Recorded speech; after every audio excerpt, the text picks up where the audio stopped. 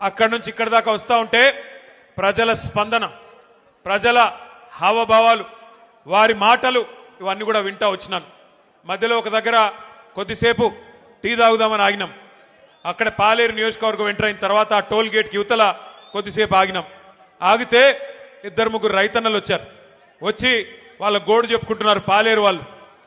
అన్నా, మా ఎమ్మెల్యే గారు ఇప్పుడు మంత్రిగా ఉన్నారు, వ్యవసాయ మంత్రి గారు మా జిల్లా, ఇద్దరున్నారు, ఉప ముఖ్యమంత్రి కూడా మా జిల్లానే, 3 మంత్రులు 3 మొనగాళ్ళు ఉన్నారు. కానీ దురదృష్టం ఒక్క యూరియా బస్తా దొరకడం లేదు. ఎవరికి చెప్పుకోవాలి, మేము ఎవరికి చెప్పుకోవాలా అని రైతన్నలు వచ్చి అడుగుతుంటే వారిని నేను ఒకటే అడిగిన, మరి మార్పు మార్పు అన్నారు, మార్పు మార్పు అని ఓటేశారు, బాగున్నదా మార్పు అని అడిగిన. అంటే ఏం చెప్పాలన్నా, సరే జరిగింది జరిగింది, పాలిచ్చే గేదెని వద్దనుకుని తన్నే దున్నపోతుని తెచ్చుకున్నాము, తప్పదు కదా, అనుభవించక తప్పదు కదా అని చెప్పారు. రైతులు కూడా బాధపడతా ఉన్నారు.